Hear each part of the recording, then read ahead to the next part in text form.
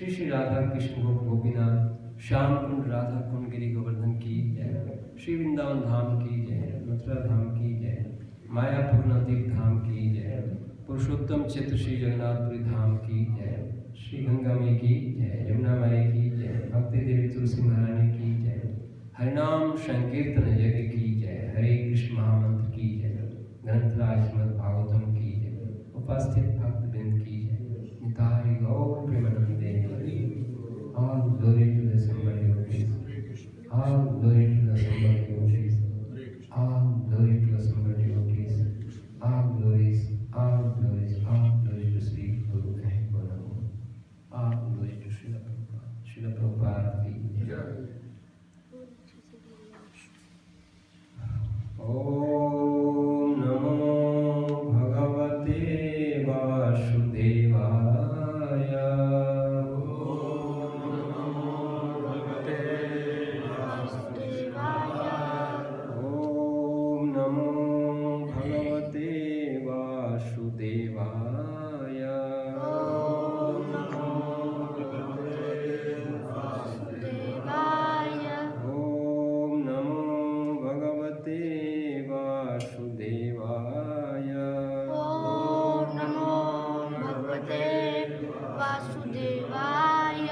नारायण नमस्कृत्य नरं चैव नरोत्तमं देवीं सरस्वतीं व्यासं ततो जयमुदीरये नष्टप्रायेषु अभद्रेषु नित्यं भागवत सेवया भवति उत्तम श्लोके भक्तिर्भवति नैष्ठिकी। ग्रंथराज श्रीमद् भागवतम स्कंद 4 अध्याय 19 और श्लोक संख्या 23 सामने है।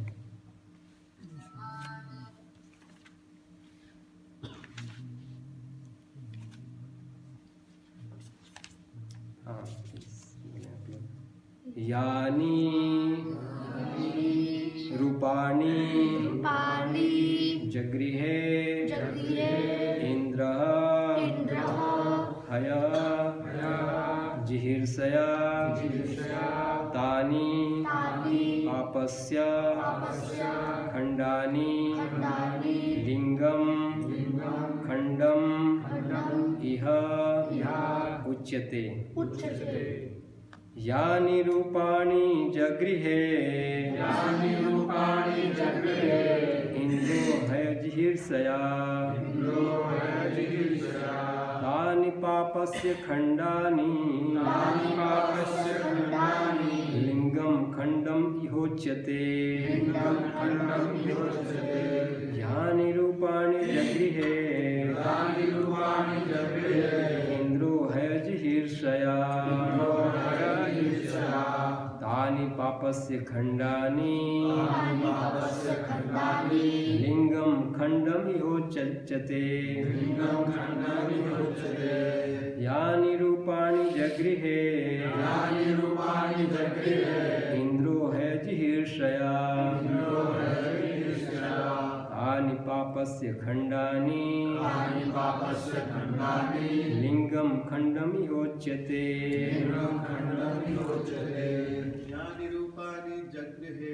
यानि रूपाणि जगृहे इंद्रो हयजिहीर्षया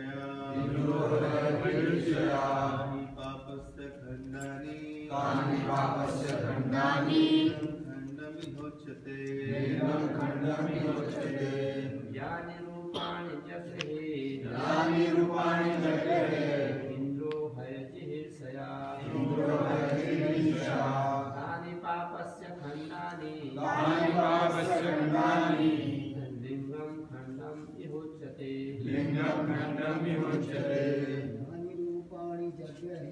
यानि रूपाणि जगृहे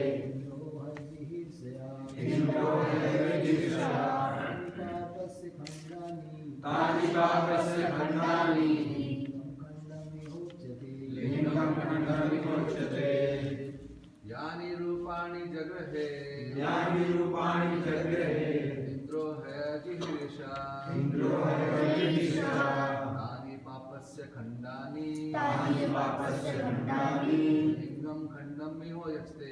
लिंगं खण्डं विभुज्यते। माताएं प्लीज। यानि रूपाणि जगृहे इन्द्रो हरिर्षया तानि पापस्य खण्डानि लिंगम खंडम विमुच्यते। बहुत सुंदर, धन्यवाद। शब्दार्थ, अनुवाद और तात्पर्य डिवाइन ग्रेस भक्तिवेदांत स्वामी श्रील प्रभुपाद के द्वारा श्रील प्रभुपाद जी की जय। शब्दार्थ बोलेंगे। यानी ये सब रूपाणी रूप जगृहे स्वीकार किया इंद्र स्वर्ग के राजा इंद्र ने हया घोड़ा जिहिर्षया चुराने की इच्छा से तानी उन सब इह यहाँ उच्चते कहा जाता है। इंद्र ने घोड़े को चुरा ले जाने की इच्छा से सन्यासी के जो रूप धारण किए वे नास्तिकवाद दर्शन के प्रतीक हैं। तात्पर्य आप लोग रिपीट कर सकते हैं इसको प्लीज। इंद्र ने घोड़े को चुरा ले जाने की इच्छा से सन्यासी के जो रूप धारण किए वे नास्तिकवाद दर्शन के प्रतीक हैं। तात्पर्य आप लोग सुनेंगे ध्यान से। वैदिक सभ्यता के अनुसार वर्णाश्रम, आप लोग सिर्फ सुनेंगे, ये तात्पर्य मैं पढ़ रहा हूँ। वैदिक सभ्यता के अनुसार वर्णाश्रम व्यवस्था में संन्यास एक प्रमुख अंग है। मनुष्य को आचार्यों की परंपरा के अनुसार संन्यास ग्रहण करना चाहिए, किंतु आजकल के अधिकांश तथाकथित सन्यासी ईश्वर चेतना में शून्य होते हैं। ऐसा संन्यास इंद्र ने महाराज पृथु के ईर्ष्यावश चलाया था और आज कलयुग में फिर वही प्रकट हो रहा है। एक प्रकार से आज का कोई भी सन्यासी प्रामाणिक नहीं है। किसी को वैदिक जीवन पद्धति में कोई परिवर्तन करने का अधिकार नहीं है। यदि कोई ईर्ष्यावश ऐसा करता है तो उसे पाखंडी या नास्तिक मानना चाहिए। वैष्णव तंत्र में कहा गया है, यस्तु नारायणम देवम ब्रह्म रुद्रादि देववर्ते समत्वेनैव वीक्षेत स पाखंडी भवेत् ध्रुवम। इसका अर्थ है, यद्यपि यह वर्जित है किंतु ऐसे अनेक पाखंडी हैं जो दरिद्र नारायण तथा स्वामी नारायण जैसे शब्द गढ़ते रहते हैं। यद्यपि ब्रह्मा तथा शिव जैसे देवता तक नारायण की समता नहीं कर सकते। ओम अज्ञानतिमिरान्धस्य ज्ञानाञ्जनशलाकया चक्षुरुन्मीलितं येन तस्मै श्रीगुरुवे नमः। श्रीचैतन्यमनोभीष्टं स्थापितं येन भूतले स्वयं रूपः तदा मह्यं ददाति स्वपदान्तिकं।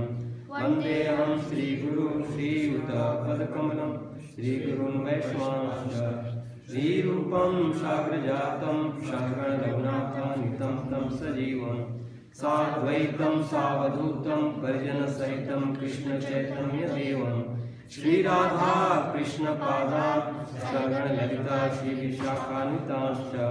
हे कृष्ण करुणा सिंधु दीनबंधु जगत्पते गोपेश गोपिकाकांत राधाकांत नमस्ते। तप्त कांचन गौरांगी राधे वृंदावनेश्वरी वृषभानुसुते देवी प्रणमामि हरिप्रिये। वाञ्छाकल्पतरुभ्यश्च कृपा सिन्धुभ्यैव च पतितानां पावनेभ्यो वैष्णवेभ्यो नमो नमः। जय श्री कृष्ण चैतन्य प्रभु नित्यानंद श्री अद्वैत गदाधर शिवासादि गौर भक्तवृंद। हरे कृष्णा कृष्णा कृष्णा हरे हरे, हरे राम राम राम हरे हरे। नमो विष्णुपादाय कृष्णपृष्ठाय भूतले श्रीमते भक्तिवेदांत स्वामीति नामिने। नमस्ते सारस्वते देवे गौरवाणी प्रचारिणे निर्विशेष शून्यवादी पाश्चात्य देशतारिणे।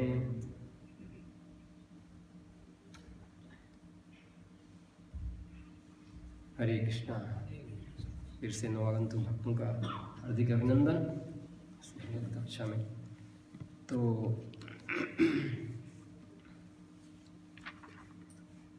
बड़ा ही अलग टाइप का ये प्रसंग हम अभी अध्ययन कर रहे हैं कि श्रीमद् भागवतम के अंदर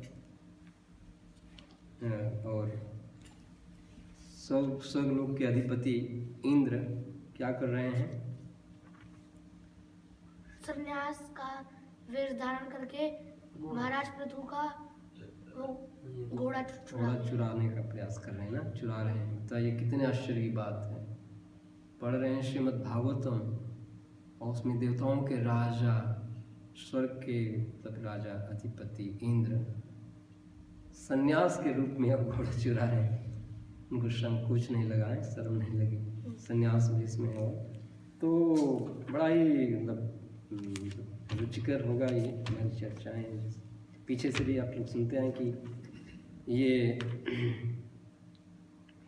काफ़ी उसने प्रयास किया इस घोड़े को चुराने के।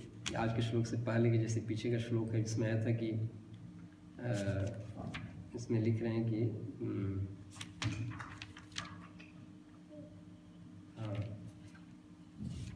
विषय में या 18 को भी लें तो लिख रहे हैं कि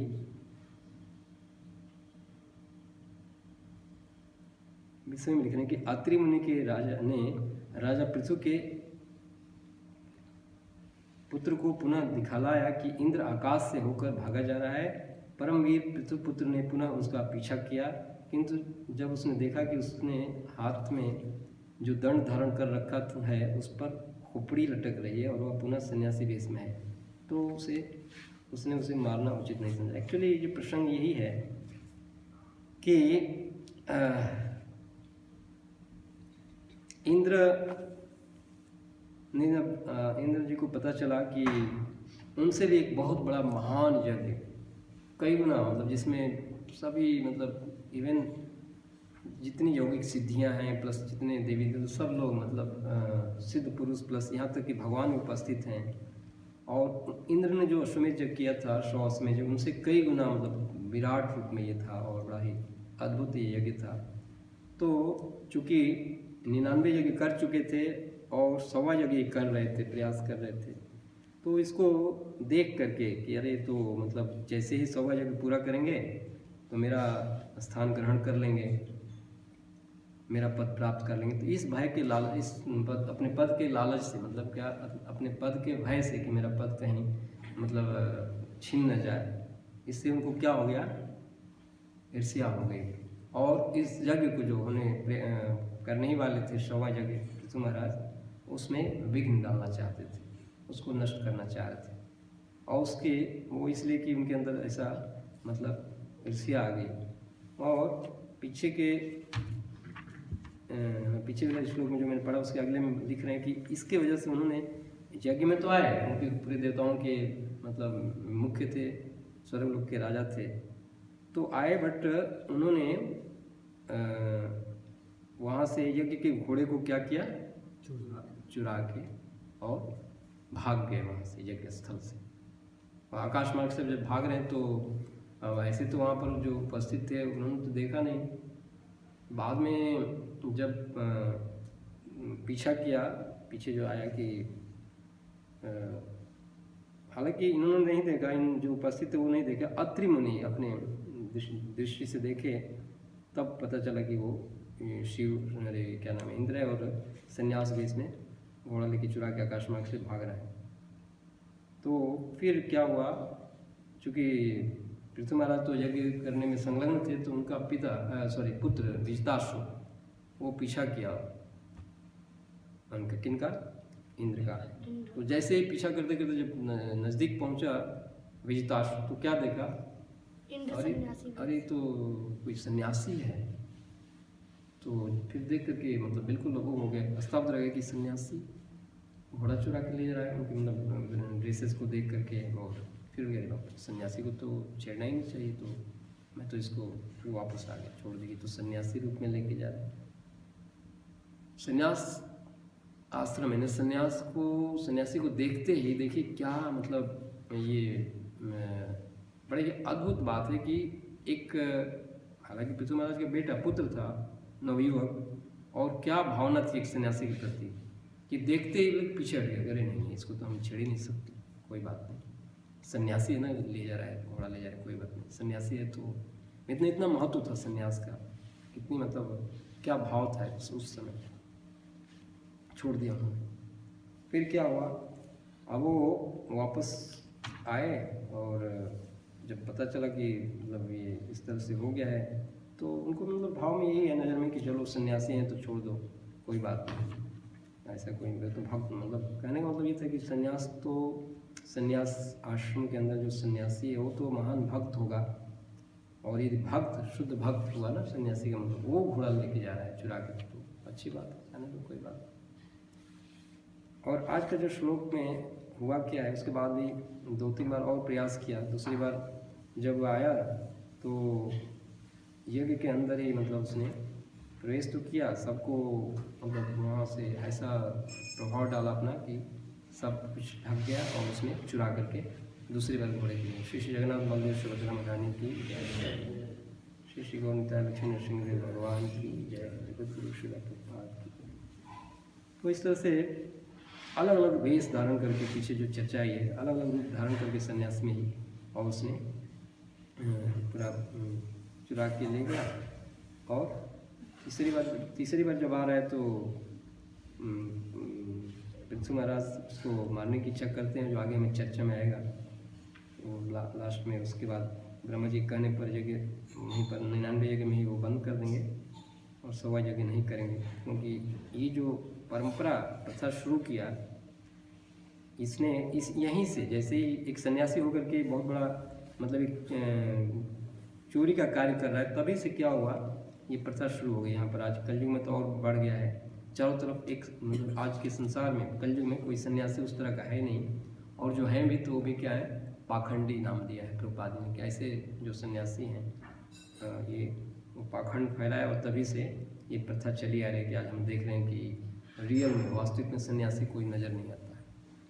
वो तो अलग बात है कि दैवी वर्णाश्रम धर्म को का संचालन करते हुए प्रभुपाद जी ने उसको आज बिल्कुल संकीर्तन के पैरेलल जो सन्यास हम देख रहे हैं हमारे जैसे गुरु महाराज है, और जो सन्यासी वो बिल्कुल अलग है। लेकिन वो जो सन्यास था, वो जो दूसरे तरह के जो सन्यासी थे या वो भी थे, वो सज्जुग के और इस तरह के, वो अलग ही भाव था उनका। लेकिन आज की तुलना उसके हम नहीं कर सकते, क्योंकि आज तथाकथित जो सन्यासी दिखाई भी दे रहे हैं ना, वो पाखंडी ही हैं और तरह तरह का अनाचार करते हैं।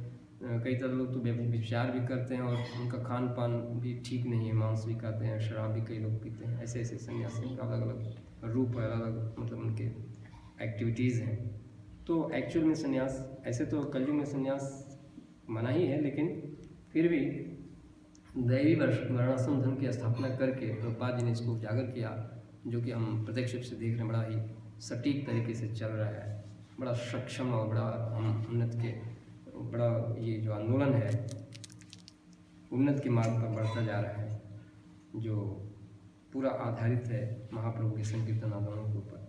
तो वेद व्यास जी ऐसे तो सन्यासी की परिभाषा और सन्यासी का जो वो बात जो वेद बता रहे हैं, उन्होंने उसके अंदर पद्म पुराण के अंदर जो वेद व्यासी हैं वो बता रहे हैं सन्यासियों के भेद, और एक्चुअल में उनके अनुसार जो सन्यासी है उसमें बता रहे हैं कि सन्यासी 3 प्रकार के होते हैं। ये वेद व्यास के अनुसार पद्म पुराण में बताया गया है, मैंने चेक कर रहा था, तो उसमें कह रहे हैं कि एक तो वेद सन्यासी होता है, दूसरा कर्म सन्यासी, और तीसरा है ज्ञान सन्यासी। तो ये इनके अलग अलग कार्यों को जो बता रहे हैं, अलग अलग डेफिनेशन में बता रहे हैं इनका, बट ये उनको हम डिटेल में जाएंगे तो बिल्कुल आज के जो हम जिस परिप्रेक्ष्य में जीवन व्यतीत कर रहे हैं और आध्यात्मिक जीवन, उसमें और उन सन्यासियों में जो भेद हैं काफ़ी अंतर है। ये अंतर इसलिए है कि प्रभुपाद जी ने जो हमें उस समय जो चल रहा था वर्णाश्रम धर्म पर आधारित है सब कुछ, बट प्रभुपाद जी ने हमें विशेष रूप से क्या दिया, दैवी वर्णाश्रम, और दैवी वर्णाश्रम किस पर आधारित है? पूरा संकीर्तन आंदोलन के ऊपर पैरेलल, मतलब साथ साथ ये सब कुछ सन्यासी तो हैं बट वो किससे कनेक्टेड है?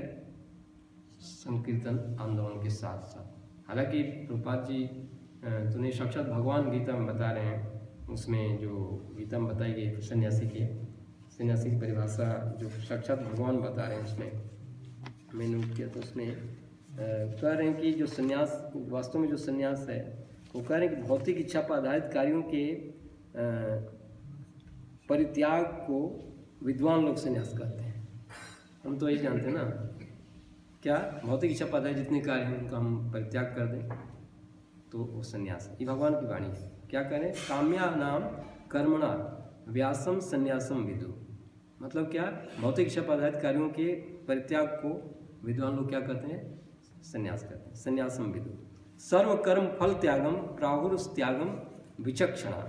आगे लिख रहे हैं कि और समस्त कार्यों के फल त्याग को बुद्धिमान लोग क्या कहते हैं? त्याग करते हैं।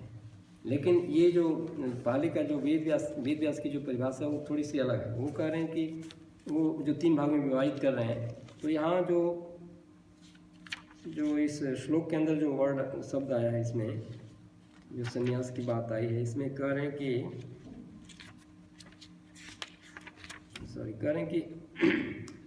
वैदिक सभ्यता के अनुसार, पहली लाइन में लिख रहे हैं कि वैदिक सभ्यता के अनुसार वर्णाश्रम व्यवस्था में संन्यास है, प्रमुख अंग तो है, बट मनुष्य को आचार्यों की परंपरा के अनुसार संन्यास ग्रहण करना चाहिए।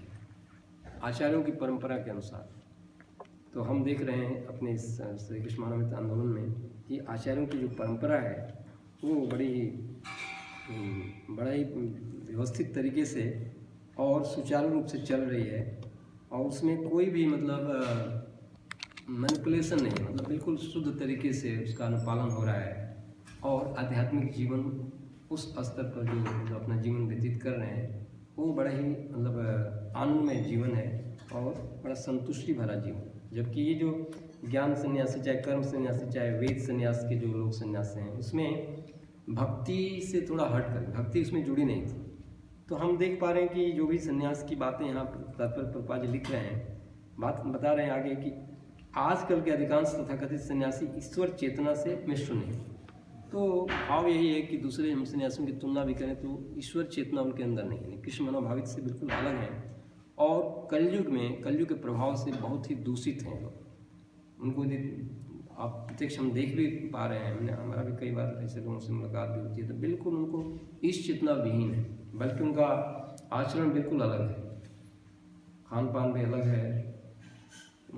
कई बार तो पता है जैसे कि शराब, अल्कोहल भी, और प्लस मांस मच्छी भी हैं कई लोग, और कई तरह के सन्यासी हैं। प्रयागराज में जाए तो देखिए वो जो मतलब अलग अलग कैटेगरी के मिलेंगे, और बिल्कुल ही सब मिलाकर उनका जो आचरण है वो ठीक नहीं रहता है। तो ये जो इस श्लोक के अंदर जो तात्पर्य में ये जो मुख्य जो बात है, इससे ये जो ऐसे जो अलग अलग विभिन्न प्रकार के जो सन्यासी हम दिखाई दे रहे हैं आजकल, देख पा रहे हैं, ये केवल और केवल कहाँ से इसकी ओरिजिन है, कहाँ से उत्पत्ति हुई? सिर्फ और सिर्फ इंद्र की वजह से।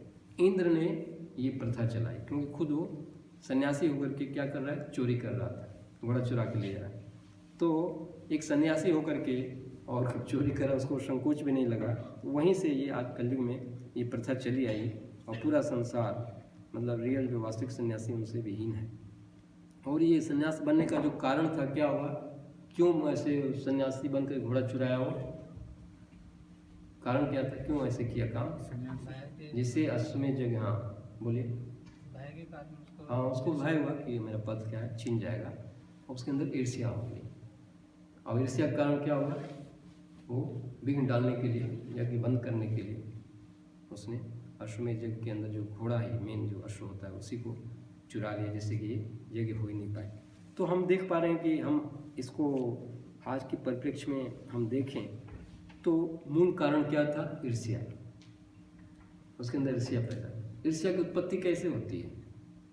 ईर्ष्या का जो प्रकट होता है कहाँ से होता है? इंद्र के अंदर कैसे हुआ, ये क्यों हुआ ईर्ष्या? जैसे कि हम बता रहे हैं ना कि पद छीन जाएगा, उसको भय हो गया। और दूसरा एक और आचार्य लोग बताते हैं कि हमारे अंदर जो अहंकार होता है ना, अहंकार के कारण ईर्ष्या होती है। पद तो है ही है उसके अंदर। एक तो अहंकार के कारण होती है ईर्ष्या, और इस भौतिक संसार में हम देख पा रहे हैं कि हर मतलब ईच एंड एवरी मोमेंट हर कोई व्यक्ति या हर स्टूडेंट्स को भी लें तो प्रतियोगिता का ये वातावरण है।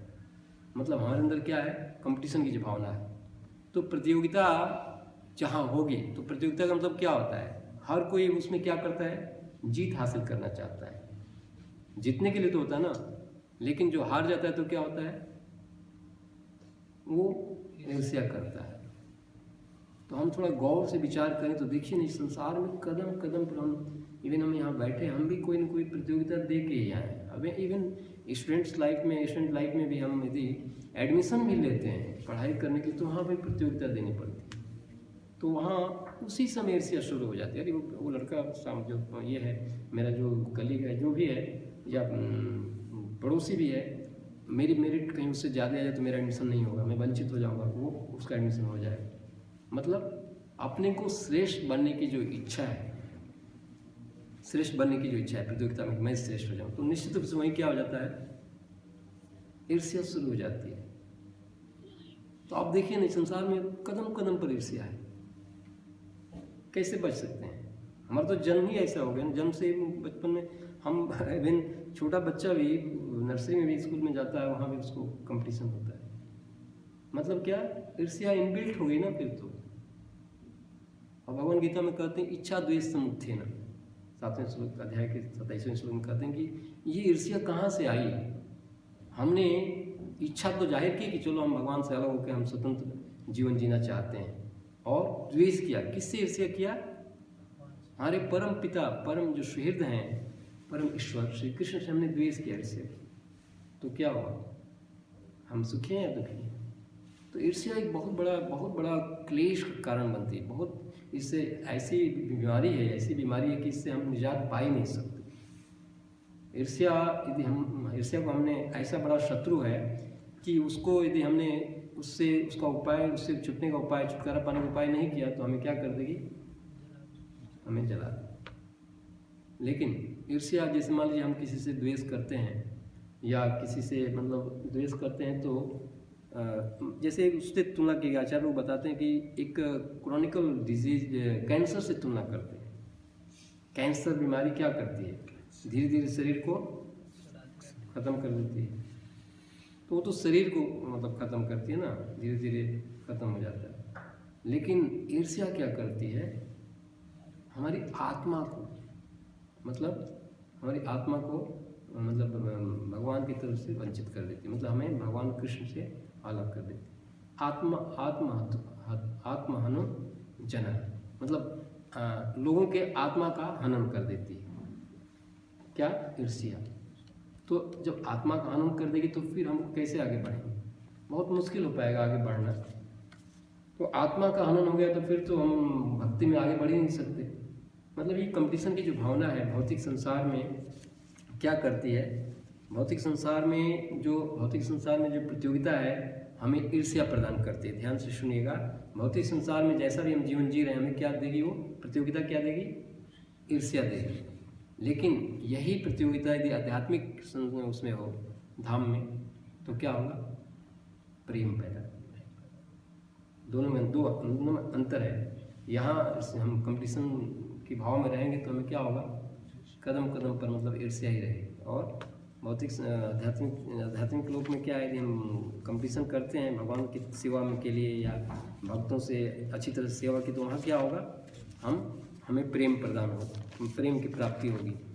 तो मैं नोट कर रहा था एक उसमें पद्म पुराण में कुछ चीज़ें थी और भी थी, इसमें कुछ बातें आई थी, मैं नोट किया था, बड़ा अच्छा।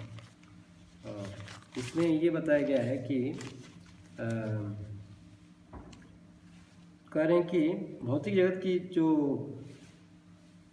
जो भी हम भौतिक संसार में जो हम जीवन जी रहे हैं, ये हम उस कंपटीशन को क्वालिफाई करके सामने वाले को क्या दिखाना चाह रहे हैं, नीचा दिखाना चाह रहे हैं। देखो तुमसे मैं ऊपर, और इस तरह से ईर्ष्या का जो भाव है ना वो ख़त्म नहीं होता है यहाँ पर।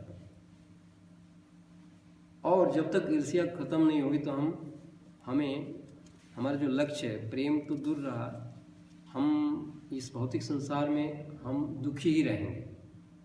वो हमेशा चाहे कितना वो बहुत बड़े उत्सव भी मनाता है, यदि उसके अंदर ईर्ष्या की भाव है तो अपने को प्रसन्न नहीं रहेगा। और आज देख रहे हैं कि कलयुग में चारों तरफ बड़ा मतलब चारों तरफ इसका बोलबाला है। मतलब एक दूसरे को कोई मार्केटिंग में भी जाता, मार्केट करता भी है, यदि कोई कार लेके आता है, कोई भी ऐसा कुछ इंस्ट्रूमेंट लेके आता है, तो वो इस भाव से मतलब चलो हमारे पड़ोसी के पास कार है नहीं, तो उसको स्पेशली उसको जताने के लिए, उसको ईर्ष्या देने के लिए लाता है, वो उसको जलाना है, इसलिए इस उद्देश्य से परचेज करता है। मतलब क्या होगा कि उसी का बोलबाला है, आप ईर्ष्या करिए, मतलब उसको प्रमोट किया जा रहा है, प्रोत्साहन दिया जा रहा है कि आप ईर्ष्या करिए उसको, वो ये कार लाइए ना, वो आप देखिए पड़ोसी जलेगा आपका। मतलब बिल्कुल जैसे इस तरह से कि नहीं ये तो हमारा मतलब इसको करना ही करना है, इस पर कोई विचार ही नहीं करता कि इससे हमें क्या नुकसान होगा। मतलब कलयुग में क्या है, खूब करिए, ईर्ष्या करिए। कंपनियां भी ऐसे बोलती हैं ये मॉडल लेके जाइए, फिर देखिए पड़ोसी आपसे कैसे जलेगा। ये भाव बन गया ईर्ष्या। और ये ईर्ष्या यदि हमसे नहीं निकली, हमारे हृदय से नहीं निकली, तो क्या होगा, हमारा जो जीवन है निर्मत्साराणाम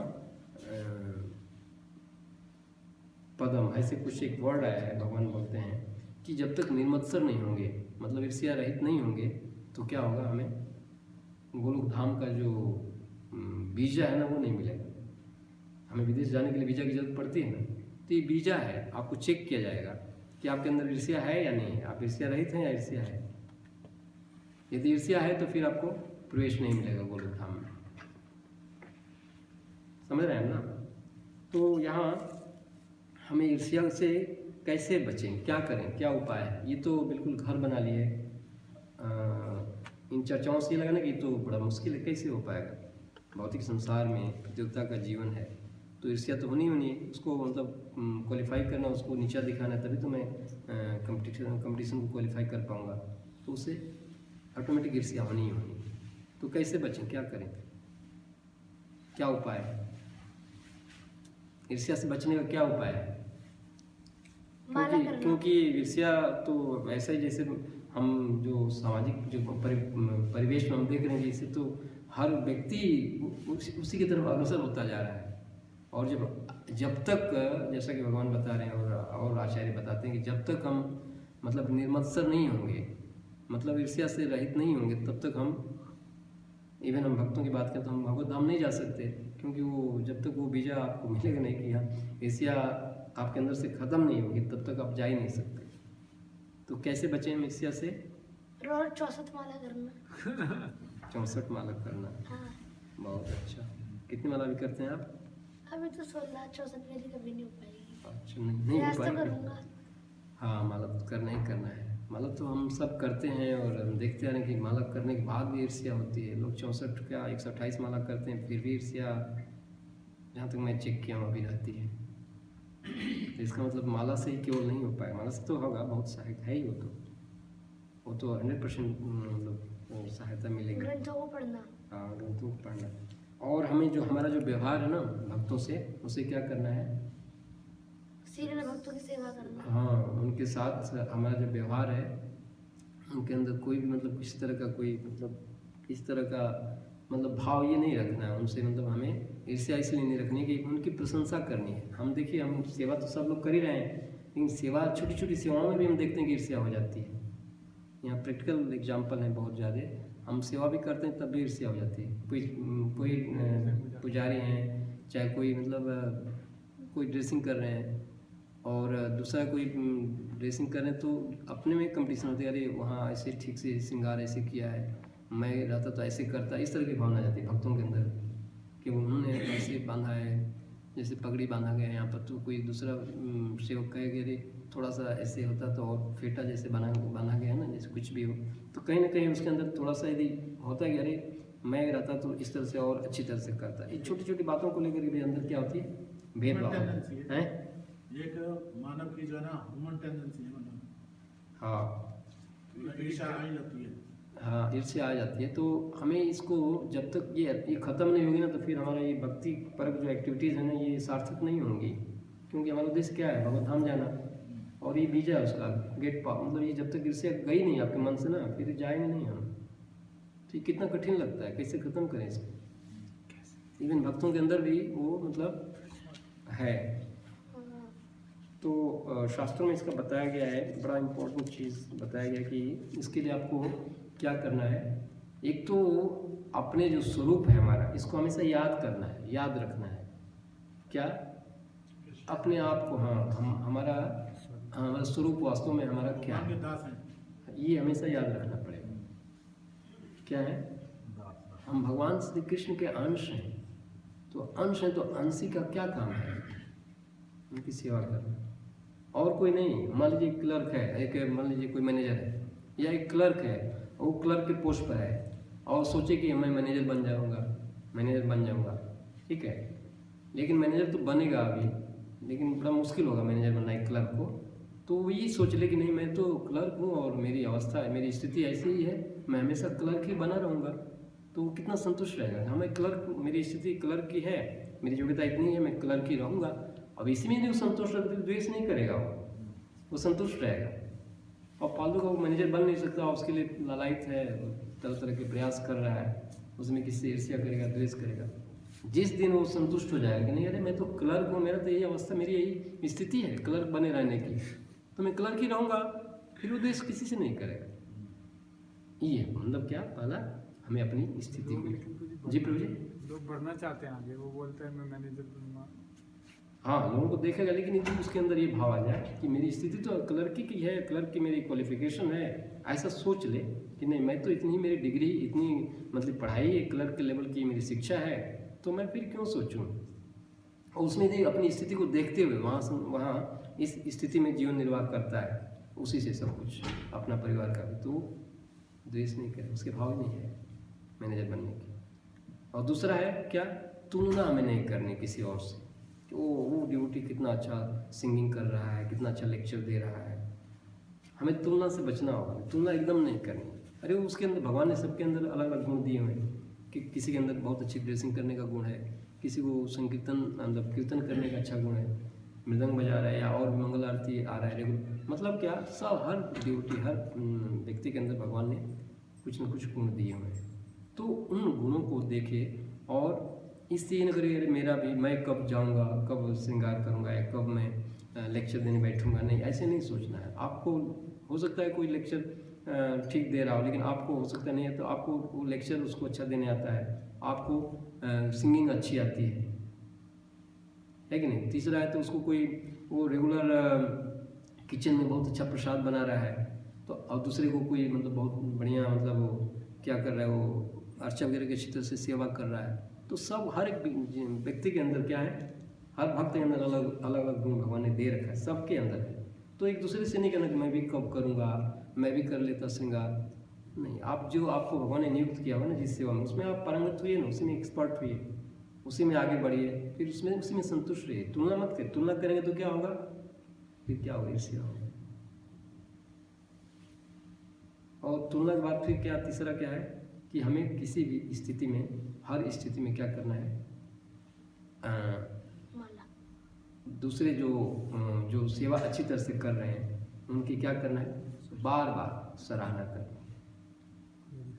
ग्लोरीफाई करना है। सिंपल है। आपको, हमें होता क्या है ना कि हम उसके सद्गुणों को नहीं देखते हैं, हम उनके अवगुणों को देखते हैं। हम उसके अच्छे गुणों को हम चेक करने की आदत ही नहीं, टेंडेंसी ही नहीं है, हम उसके गुणों को फोकस करते हैं। तो क्या होता है, हमारी ईर्ष्या बढ़ जाती है। और जैसे कोई भी गुण देखिए, जैसे मान लीजिए कोई रेगुलर मंगल आरती आ रहे हैं, या तो बस देख लीजिए प्रभु जी बहुत अच्छा रेगुलर मंगल आरती आ रहे हैं, फिर क्या होता है, चैंटिंग कर रहे हैं। वो इवन सिंपल सा है कि यदि वो कृष्ण भक्त है, यही बहुत बड़ी उपलब्धि है, यही बहुत बड़ी मतलब गुण है तो कि आप सब कुछ छोड़ करके, देवताओं को छोड़ के आप कृष्ण भक्ति में लगे हुए, कितना बड़ा गुण है। उसको बोलिए, उसको प्रशंसा करिए। कोई अच्छी तरह से आपका विनम्र है, उसकी विनम्रता की प्रशंसा करिए। मतलब जितना ज़्यादा सराहना करेंगे, लेकिन सराहना कैसे करनी है, उसके निगेटिविटी को नहीं देखना है, नेगेटिव को न देखते हुए पॉजिटिविटी को देखते हुए उसको सराहना करना है। नहीं तो फिर इसको आउट कर देना है, उसके जो दूसरे जो अवगुण हैं उनको हाईलाइट नहीं करना है, सिर्फ और सिर्फ पॉजिटिव गुणों को ही करना है। तो इस तरह से क्या होगा, आप के अंदर जो द्वेष भावना है ना ईर्ष्या की, वो ओवरकम, धीरे धीरे कम होगी। और चौथा अंतिम क्या है, बार बार हमेशा क्या करना है, भगवान को जो भी स्थिति दी है उनको धन्यवाद बोलना है। हाँ, हमें हर एक ईच एंड एवरी मोमेंट क्या करना है, भगवान को धन्यवाद करना है, प्रभुपाद जी को धन्यवाद करना है। यदि देखिए ना, ये कितना सौभाग्य कि हम ये ऋषि मुनियों ने अपने में उनका संवाद, इवन परीक्षित जो गर्भ के अंदर थे उत्तरा के, और कितना बड़ा मतलब साक्षात मतलब इतने महान विश्व के राजा होते हुए क्या भाव था। और सुखदेव गोस्वामी उनको ये डायरेक्ट सामने हमें कथा सुना रहे हैं। हमारा कितना सौभाग्य है कि मैत्री मुनि और विदुर का जो संवाद है, कितने महान ऋषि थे, वो हमें भी सुनने को मिलता है। ये कितनी बड़ी कृपा, हमें प्रभुपाद को धन्यवाद देना चाहिए, है कि हमेशा ही हर सेकंड हमें धन्यवाद देते रहेंगे तो क्या होगा, फिर ये भाव तभी जाएगा। नहीं तो ऐसा नहीं करेंगे तो फिर वो ईर्ष्या हमारी खत्म नहीं होगी, ये बनी ही रहेगी। तो इससे बचने के लिए इंद्र तो चलिए उसने तो अपना संन्यास के लिए किया, तो आज के संसार में यदि इससे बचना है, बचने का भाव ये है कि हमारा जो लक्ष्य क्या है, भगवान के धाम जाना है। तो हम विदेश जाते हैं तो वीज़ा की जरूरत पड़ती है ना। आप कितना महान हो, कितना हो संपत्ति हो आपके अंदर, यदि वीज़ा नहीं तो आप वहाँ पहुँच भी गए किसी तरह से अप्रोच लगा के, तो फिर एंट्री नहीं होगी उस देश में, वापस आ जाएंगे। तो ये पास है एंट्री, भगवत धाम में एंट्री होने का। क्या अनुसूया, मतलब अर्जुन को गीता में बता रहे हैं ना कि तुम चूँकि मैं कभी मतलब ईर्ष्या नहीं करते, इसलिए तुम्हें भक्ति का मतलब वो देता हूँ, वीज़ा देता हूँ, भक्ति का पास देता हूँ, लोग भक्ति का ज्ञान दिया। तो हमें इसको ख़त्म नहीं करेंगे तो फिर हम आगे नहीं बढ़ पाएंगे। और ये बहुत मतलब ऐसी बीमारी है कि जल्दी ख़त्म नहीं। तो हमें यही प्रयास करना है कि जैसे तैसे हो सके भक्तों के मतलब इन 3-4 जो गुण मैंने बताया, इनको कॉन्स्टेंटली रिपीट करते रहना है और ध्यान में रखना है। क्या अपनी स्थिति को देखते हुए तुलना नहीं करना है, प्रशंसा करनी है, सराहना करनी है, और एक सेकंड, एक मिनट हमेशा क्या करना है, धन्यवाद देते हैं प्रभुपाद जी को, वैष्णव को। यहाँ प्लीज़ कुछ कह रहे थे। बहुत अच्छा मुझे आपने बताया। और मतलब एक प्रश्न था, बोलिए। वही था कि जब हम तुलना नहीं करते हैं, क्योंकि हम एक प्रोग्रेसिव लाइफ जीते हैं, जी, तुलना करने में एक भाव ये भी आता है नई चीज़ सीखने का, आगे बढ़ने का और अपने में इम्प्रूवमेंट करने का। तो वो चीज़ तो रहती है, तो उसमें कैसे हम डिफ्रेंशिएट करेंगे, हमें ईर्ष्या भी ना हो और हम उस व्यक्ति से कुछ सीखे भी। हाँ, ये तो बहुत अच्छा प्रश्न है प्रभु जी। यहाँ ये प्रॉब्लम तो आएगी, इसके लिए क्या करना है, उसके जो आपको हमेशा फोकस ये रहना है कि उसके अंदर जो अवगुण वो तो आएंगे ना सामने, निगेटिव पॉइंट्स उसके साथ साथ पैरेलल आएंगे ना। मान लीजिए तुलना तो आप करेंगे, मतलब कंपटीशन में उस पर आगे बढ़ने के लिए तुलना तो करेंगे, लेकिन हमें क्या करना है, इसी से बचना है। क्योंकि अब जब अपनी स्थिति जान जाएंगे ना कि अरे मेरी तो यही स्थिति ही है, हम तो भगवान के अंश हैं, भगवान के सेवक हैं हम तो। आप देहात्म बुद्धि पुरुष मत जाइए ना, शारीरिक स्तर पर मत अभी सोचिए ना, आत्मा के स्तर पर आइए कि हम क्या है, हमारा जीव का स्वरूप क्या है, भगवान कृष्ण की सेवा करना। इसको याद करेंगे ना आप। अब याद नहीं आता अलग बात है, हम आत्मा के स्तर पर नहीं आते अलग बात है। 24 आवर्स हम जीते हैं, उसमें कब कितनी बार आत्मा को याद करते हैं, कितनी बार याद करते हैं? 16 माला कर लिया, उसके बाद कब सोचते हैं हम मैं आत्मा हूँ, मैं आत्मा हूँ, मैं आत्मा हूँ? कभी बोला है दिन 2 घंटे के बाद? चलो चैंटिंग हो, उसके बाद कभी रिपीट करते हैं? एटलीस्ट रिपीट भी नहीं करते हैं, अरे मैं तो आत्मा हूँ। हम इसी को नहीं समझ पाते, इसलिए बार बार प्रभुपाद जी फोकस करते हैं कि तुम शरीर नहीं हो, आत्मा। इसके लिए प्रैक्टिस करनी पड़ेगी प्रभु जी कि आत्मा मतलब आत्मा के स्तर पर हम भगवान के अंश, हम क्या कर रहे हैं, कहाँ जा रहे हैं, हम क्यों कंपटीशन क्वालिफाई करने के लिए जाए वहाँ पर, और उसको बढ़ गया तो बढ़ गया, हम तो कुछ और है। और भक्तों में जहाँ तक बात है, भक्तों में भी कंपटीशन होता है, पता है ना। भक्तों में ये देखा जाता है, छोटी छोटी सेवाओं में भी सब चीज़ आती है, अरे वो आगे बढ़ गया, मैं तो पीछे हूँ, वो इतना बड़ा इवन दीक्षा में भी ब्राह्मण दीक्षा हो गई, मैं तो अभी हरिनाम दीक्षा 10 साल हो गए, 5 साल हो गए, मैं नहीं किया। यहाँ होता है तुलना, बट नहीं करनी है, तो ये आपकी योग्यता के अनुसार दे। तो ईर्ष्या होती है। और जहाँ तक चोरी की बात है, संन्यास होकर के चोरी किया, तो इस पर एक बड़ा एग्जाम्पल दिए हैं रामानुजाचार्य की शिक्षा में। रामानुजाचार्य की लीला में एक कथा थी कि छोटा सा कथा मैं बता के खत्म करूँगा, टाइम होने वाला है, बाद में क्वेश्चन कर लेंगे। अभी करना है, अभी करना है, प्लीज करिए। रोजी जो अश्वमेध यज्ञ होता है उसका रोल होता है जहाँ पर घोड़ा जाता है, हाँ, वहाँ पर टैक्स भरना होगा, जहाँ पर अश्वमेध यज्ञ हो रहा है वहाँ पर युद्ध करना होगा। इससे तो रोजी टैक्स क्यों भरना होगा? हाँ, टैक्स क्यों भरना हो पूछ रहे हैं। हाँ, वो तो गवर्नमेंट का रूल रहता है ना। वो तो क्यों होता है, टैक्स क्यों भरना पड़ेगा? टैक्स क्यों भरना पड़ेगा। हाँ, जो शहर जो राज्य में जाएगा उनको टैक्स क्यों भरना होगा? यहाँ भौतिक संसार यहाँ भी तो हम टैक्स भरते हैं ना, दूसरे स्टेट में जाते हैं तो। ये कुछ टैक्स नहीं है, वो अलग चीज़ है। टैक्स का पॉइंट्स आता है इसमें। तो मुझे बता रहे थे, देते थे ना, जो राजा जिसके आधिपत्य में आ जाते थे, तो मुझे बता रहे थे।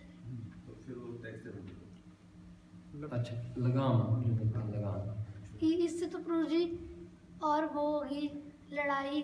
अगर टैक्स भरेंगे, कुछ लोग अच्छे से भरते हैं, फिर जो लोग युद्ध करते हैं तो युद्ध होगा। हाँ, वो तो आप ठीक कह रहे हो। जो तो वो तो एक्चुअली इन्होंने बना रखा है ना उस तरह से। फिर ये नियम क्यों है? अब नियम तो ये नियम तो गलत है। गलत नियम है। ये इसलिए सरकार को खर्चा चलाने पड़ेगा। गवर्नमेंट नियम किसने बनाया। ये इसलिए नियम है क्योंकि जैसे गवर्नमेंट को भी टैक्स देते हैं ना, इनकम टैक्स देते हैं ना, कौन सा टैक्स नया है, GST है ना। क्यों देते गवर्नमेंट टैक्स? ताकि गवर्नमेंट सड़कें बना सके, नालियाँ, लाइट, ट्यूबलाइट, है ना। अगर लाइट नहीं मिलेगी तो ये पैसे थोड़ी देते जब लाइट लगवानी हो सड़कों पे। ये घर के नीचे सड़क बनी, पैसे हमारी जैसे थोड़ी जाते हैं। हमने तो टैक्स जो देना था दुकान में सामान खरीदते हुए दे दिया, सारा पैसा इकट्ठा होकर गवर्नमेंट के पास जाता है, गवर्नमेंट मिनिस्टर। ऐसे पहले राजा लोग सारा टैक्स इकट्ठा सब करते थे, बड़े बड़े राजसूय निगरानी कराते थे, अपनी शक्ति और बढ़ाते थे पूरे जगह में, ठीक है ना। किसी राज्य को दे देते थे।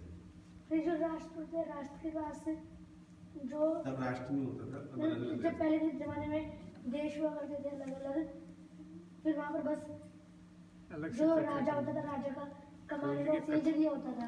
हाँ, ये मेन मुख्य जरिए ये होता था, नहीं तो दूसरे लड़के उसका सारा सो जाता। कथा बची हुई है प्रभु जी की, उसके बाद में चर्चा करेंगे। एक छोटी सी भक्तों के समुदाय के बीच की कथा है। रामानुजाचार्य की लीला में हम सुनते हैं, शायद जानते भी होंगे। उसमें क्या हुआ कि जो सन्यासी थे, दंडी सन्यासी थे, काफ़ी अच्छे लेवल के, जो उनके शिष्य थे, तो वो तो साथ में रहते थे, लेकिन एक गृहस्थ थे, उनको रामानुजाचार्य बहुत फोकस, मतलब उसको बहुत ज़्यादा अहमियत देते थे। उनसे ही ज़्यादा बात करते थे, घंटा, 1.5 घंटा, 2 घंटा तक उनसे चर्चा करना, उन्हीं से ज़्यादा मतलब घुल मिल के रहना, उनसे मतलब बहुत ज़्यादा मतलब घनिष्ठता थी। किससे? गृहस्थ भक्त से। और जो स्वामी सन्यासी थे उनसे थोड़ा सा मतलब चर्चा तो रहती थी, बट उनको बहुत ज़्यादा मतलब अहमियत देते थे। तो इनके अंदर जो सन्यासी थे, दंडी सन्यासी, उनको थोड़ा ये होने लगे, देखो ये पत्नी रखा है, गृहस्थ आश्रम में है, बच्चे हैं इसके, और भोग ऐश्वर्य में है, उससे इतना ज़्यादा बातें करते हैं, हम लोगों को स्वामी जी हमें उतना महत्व देते ही नहीं। जलन हो रही थी, इससे देखिए कैसे होती है। तो फिर वो बोले कि उनको पता चला, तो ये ऐसे है, हम लोग सब कुछ त्याग के आए हैं, और ये भोगी व्यक्ति है, गृहस्थ, इसके साथ इतना ज़्यादा घनिष्ठता कैसे कर रहे हैं गुरु महाराज। और हम लोग से इतना बातें नहीं, ज़्यादा बात करते नहीं, एक गृहस्थ के साथ इतना ज़्यादा घनिष्ठता क्यों है इनकी? हम तो सन्यासी हैं, सब कुछ त्याग करके आए हैं, और हमसे इतना घुले मिले नहीं। वो जलन जब ये हुई तो अंतराल कुछ समय बाद जब ये बात पता चली रामानुजाचार्य को, तो उन्होंने एक मीटिंग बुलाई। सुना था इधर उधर से, जब पता चला कि नहीं ये लोग ऐसे ऐसे बोल रहे हैं, तो फिर बुला के बताया कि देखो ऐसा करो, आप लोग जो गृहस्थ है ना, जो लड़का जो आता है हमारे पास, आप लोगों को पता है मंदिर की स्थिति क्या है? मतलब क्या था, मंदिर की मठ में ना पैसे की ज़रूरत थी, मतलब ज़रूरत थी लक्ष्मी की। तो हुआ क्या, आप ऐसे करो, वो जो आता है ना गृहस्थ, वो बहुत धनी है, उसकी जो वाइफ है वो ज्वेलरी पहन के रखती है, हमेशा गहने पहन के रखती है। आप लोग ऐसा करो, उसके घर में जाओ और चोरी करके लाओ। रामानुजाचार्य से बता रहे हैं, क्या है ना कि चोरी करके लाओ, क्योंकि आप लोग तो त्यागी हो, आप लोगों के पास तो आप लोग तो कर नहीं सकते, तो अब जाओ उसके घर में से कुछ गहने चुरा के लाओ, और मठ के लिए बहुत ज़रूरत है। तो उन्होंने आश्चर्य किया, फिर भी कह रहे हैं गुरु महाराज तो करते हैं, गुरुमुखा पद्मावक्य चित्तते करिया महाराज की बात है, हम करते हैं। तो हुआ क्या, ऐसे करना, मैं उसको बुलाऊंगा यहाँ पर, मेरे से बात करेगा, चर्चा हम करते रहेंगे, तुम लोग उसके घर जाना, मैं उसको बुला लूँगा और तुम उसके घर जाना। उसकी घर से जो भी ज्वेलरी होगी या उसकी वाइफ पहनती उसको तुम लेके। ऐसे किया, उन्होंने गया और जाके देख रहे हैं तो क्या है, एंटर कर रहे हैं। वाइफ तो उनकी इंतजार कर रही थी पति की, सोई नहीं थी, रात की बात है, शाम को रात। तो देख रही गई कुछ मठ के सन्यासी आ रहे हैं यहाँ पर और कपाट वगैरह सब कुछ, मतलब वो सब मतलब ढूंढ रहे हैं। और सोई नहीं थी, अभी जगी थी, लेटी थी, और देख के चुप गई, ये क्या हो गया, कैसे आ गए मठ के सन्यासी यहाँ पर चोरी करने, कैसे आ गए। तो आश्चर्य हुआ, लेकिन इसका मतलब अब उसकी सोच देखिए, लगता है मंदिर में पैसे की कुछ ज़रूरत है, भाव देखिए उसका। तो उसने क्या किया, गहने पहनी थी और लेटी हुई थी, तो वो ऐसे ही पहनी हुई थी, तो उन गहनों को उन्होंने क्या किया, निकालने लगी। हाथ से जो कंगन था उसको उसने और ईजी कर दिया, हाथ को ऐसे सीधा कर दिया, आराम से निकाल लेके चले जाएँ, पैसे की ज़रूरत होगी वहाँ पर, ये भाव था उसका।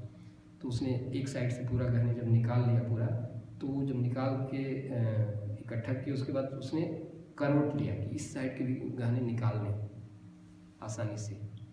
तो जैसे ही उसने करवट लिया माता जी ने, तो क्या हुआ, वो घबरा गए। और प्रोफेशनल तो थे नहीं वो लोग, सन्यासी थे, उनको क्या पता है, छोड़ छोड़ के वैसे ही भाग गए।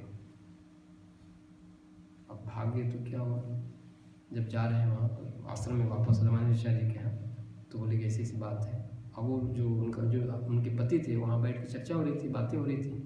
तो जब ये इंटर किए मंदिर में, आश्रम में, तो रामानुजाचार्य ने उनको क्या किया, ठीक है ओके अब जाइए, घर जाइए। अब क्या हुआ, जब ये घर जाते हैं तो पत्नी घर से पूछती है क्या हुआ, ऐसा कैसे, सन्यासी आए थे मठ से। तो जैसे ही घर जाते हैं तो उसके बीच में रामानुजाचार्य करेंगे, जैसे ये बातें जब इन्होंने बताई ना, तो उनको जब भेज दिया, फिर जब ये आश्रम में गए हैं सन्यासी लोग, तो रामानुजाचार्य कह रहे हैं कि अब चूंकि वो घर गया है, अब तुम लोग जाओ और खिड़की से ये चेक करो कि ये लोग क्या बातें कर रहे हैं, ये पति पत्नी क्या बातें कर रहे हैं इस घटना के बाद। तो इन्होंने जाकर के चोरी छुपे खिड़की के माध्यम से सुन रहे हैं। जैसे ही पहुंचते हैं उसके पति और पत्नी से बात करते हैं, पत्नी देखते ही कहती है अरे क्या हुआ, मंदिर में कुछ मठ में कुछ पैसे की कुछ कमी हुई क्या, कुछ दिक्कत आ रही है क्या मठ में। तो बोले क्या बात कर रहे हो, ऐसा क्या हुआ। बोले हाँ मैंने देखा मठ से सन्यासी आए थे और ऐसे ऐसे हुआ चोरी करने के लिए, और मैंने उनको मैंने लेटी थी और मेरे गहने उतारे, और जब इस साइड एक साइड के पूरे गहने उतार लिए तो मैंने करवट ली कि इस साइड के भी गहने पूरे ले लें, जैसे कि चले जाए, उनका काम चलेगा, इस भाव से।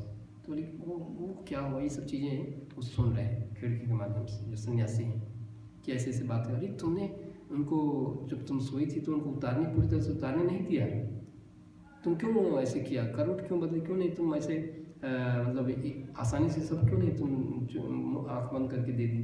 आँख तो बंद ही थी बट वो मैं तो ऐसा कुछ किया नहीं, मैं तो चाहे कि इस साइड के भी ले लें और दोनों पूरे गाने लेके जाएं, उनसे उनका काम चल सके। अरे तुमने क्या किया, उनको मतलब गाली नहीं मतलब उनको डांट रहे थे कि तुमने क्या किया, तुमको ऐसा नहीं करना चाहिए था, तुमको इजीली दे देना चाहिए था, करवट नहीं लेना चाहिए। मैं क्या, मैं तो करवट ली, वो तो डर के मारे भाग गए। और इस तरह से बताओ ना कितना वहाँ तुमको पूरा दे देना चाहिए था, पूरा ऐसे मतलब कहने का भाव था कि तुम पूरा उतार के दे दी। तो ये भाव जब ये बात जब सुना उन सन्यासियों ने और वापस गए रामानुजाचार्य के पास, तो क्या जब बताया तो फिर देखो क्या भाव, तुम लोग ने सन्यासी कहते हो और छोटा छोटा कभी कुछ चोरी हो गया, कॉपिन चोरी हो गया, चाहे कोई गमछा इधर उधर घुल मिल गया किसी का दूसरे में, या किसी गुम हो गया, तो आपस में तुम लोग एक दूसरे से लड़ने लगते हो और ईर्ष्या करने लगते हो कि मेरा गमछा, मेरा तौलिया, ये मेरी मतलब कॉपिन, चाहे जो भी हो, इसको लेकर छोटी छोटी बातों को लेकर तुम लोग क्या सन्यासी के रूप में, वो देखो गृहस्थ क्या भाव है, मतलब क्या वो समर्पित कर रहा है अपना धन को, ये चाहिए कि नहीं मठ में जरूरत है तो मैं इसको दूँ। तो उसको सुन करके ये भाव भक्तों के बीच में भी होता है। हम देखते हैं कि छोटी सी बातों को लेकर लोग ईर्ष्या करते हैं। तो इस तरह से हमें ये सीखने को मिलता है कि एक गृहस्थ जरूरी नहीं है कि आजकल के जो सन्यासी है ना, सन्यासी वेश में भी क्या है गृहस्थ, ऐसा नहीं कि गृहस्थ का भाव अंदर भावना हो नहीं। तो हमें ये सेफ्रन ड्रेस पहनने से ये भाव जरूरी नहीं कि आ जाएगा, और एक वाइट ड्रेस में गृहस्थ है, उसके अंदर ही भावना है। तो आत्मा की बात, उसकी क्या स्टैंडर्ड है जीवन, क्या दिनचर्या है, क्या उसका आते वो है एटीट्यूड क्या है, आचरण कैसा, सदाचार क्या है, उसके हिसाब से। तो हमें ये नहीं सोचना चलो सन्यासी ये तो प्रथा इसने इंद्र ने चलाया ना, ये तो उसकी देन है, उसकी देन है तब ऐसा हो रहा है और ये बढ़ता जा रहा है। तो इस तरह से हम देख पा रहे हैं कि सन्यासी वेश में भी क्या है, छल कपट करने वाले आदमी बहुत है। उसे क्या बोल रहे हैं कि आजकल इस संसार में सब बढ़ता जाएगा, क्योंकि ऑलरेडी वहीं से आ रहा है ना, भगवान के ही अंश है एक तरह से। हिंदुत्व उनकी वजह से ये सब आजकल पाखंड फैला हुआ है। तो हमें क्या करना है, हमें सार रूप में यही समझना है कि भगवान श्री कृष्ण की शरण तो हम लिए ही हैं, हम लोग जो हम डिवोटी हैं, हमें अपनी माला जैसे बताया ना प्रभु जी ने, छोटे प्रभु जी ने कि हमें 64 माला करना है। ओरिजिन तो वहीं से आएगी, है तो वहीं से। इवन तो टाइम में ययाति, ये नहुस और ययाति, नहुस थे ना, और इंद्र डर गए थे। नहुस ने उनको अश्वमेध यज्ञ और वाजपेयी यज्ञ करके 100 अश्वमेध यज्ञ और 100 वाजपेयी यज्ञ करके उनसे पद भ्रष्ट कर दिया था। सच्ची के से पद को भ्रष्ट हो गए थे। तो नहुस के बेटा जो ययाति थे वो भी इस धरती पर बहुत 100 अश्वमेध यज्ञ और भी बहुत कुछ बड़े विद्वान और इतना मतलब योग्य थे, मतलब भक्त की। उनसे नारद ने से एक बार चर्चा हुई तो वो डर गए कि अरे पृथ्वी लोक में एक राजा है जो मेरी बराबरी है। तो उनसे भी नफरत हो गई इंद्र को, इतनी नफरत हो गई। उसमें वन पुराण में वर्णन स्वर्ग खंड में इतनी नफरत हुई, जब ये घूमते हुए जा रहे हैं ना नारद मुनि वहाँ पर इंद्र के यहाँ पहुँचे। तो देखिए कैसे आना हुआ महर्षि देवर्षि, बोले कि ऐसे ही मैं अभी सोचा कि मैं अभी नीचे भूलोक से आ रहा हूँ, सोचा कि आपसे मिल लूँ। तो तुरंत क्वेश्चन पूछ दिया इंद्र ने, हाँ कौन है आजकल, कौन राज कर रहा है, कैसा है वो राजा। बताया गया तो आपकी समानता के बहुत बड़े अच्छे गुण हैं, यज्ञ कर रहे हैं और आपकी बराबरी के हैं। तो उसको जलन ईर्ष्या हो गई। तुरंत अपने सारथी जो मातली था, मातली को भेज दिया, विमान दिया, जाओ पता करो और उसको बोलो कि इंद्र बुला रहे हैं, आप इतना पुण्य कर्म कर रहे हैं, प्रजा को इतनी अच्छी तरह से पालन कर रहे हैं, इतना यज्ञ किए हैं कि आप प्रजा इतनी सुखी है, आपसे प्रसन्न होकर के आपको मित्र बनाना चाह रहे हैं, आप बुलाए हैं स्वर्ग में। तो इंद्र को ऐसा है, वो इंद्र का मतलब वो बहुत अटैच है। ब्रह्मा जी खुद बता रहे हैं कि बहुत आसक्त है। यदि यज्ञ नहीं बंद, लास्ट में आएगा इस चर्चा में कि नहीं बंद करेंगे तो और फैलाएगा, उत्पाद मचाएगा, इसलिए बंद कर दीजिए। तो 99 यज्ञ में बंद कर दिया था, नहीं तो पता नहीं क्या होता है। और तो इस तरह से वो शास्त्रों में और भी वर्णन है कि बहुत हालांकि मातली के संदेश से ययाति बहुत आगे बढ़े और इवन शुद्ध भक्ति को प्राप्त किए, स्वर्ग नहीं जाना चाहे और यही वैष्णव धर्म का पालन किया।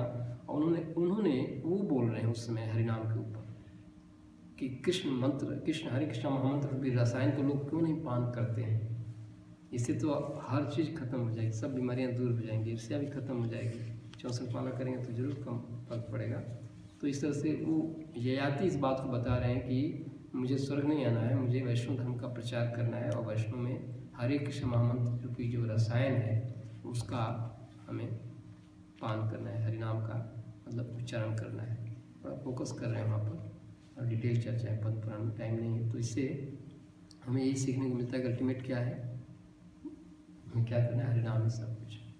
और हरिनाम के साथ जो भी हमारे पास जो प्रभुपाद ने हमें दिया है ना, जो भी पैकेज बना रखा है, जिसमें मैंने कुछ पॉइंट्स बताए, तुलना नहीं करनी है, हमेशा प्रशंसा करते रहना है और अपने स्थिति को हमेशा आंकन मतलब कैलकुलेशन करना है, मतलब चेक करते रहना है। फिर क्या होगा, ईर्ष्या से हम निजात पा जाएंगे, नहीं तो फिर हमारा जो लक्ष्य उसकी तरफ हम अक्सर नहीं हो पाएंगे।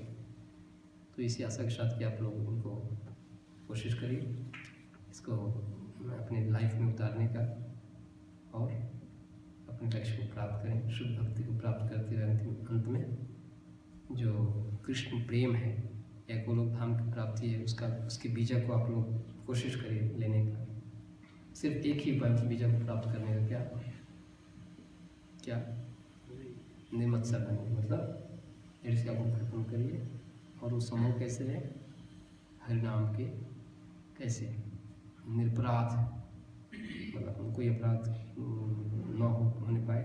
और भक्तों के प्रति भी आप लोग का यही प्रयास रहे कि ऐसे ही भक्तों का संग करें जो इस तरह से प्रयास कर रहे हैं। अपराध शून्य है, निंदा शून्य है।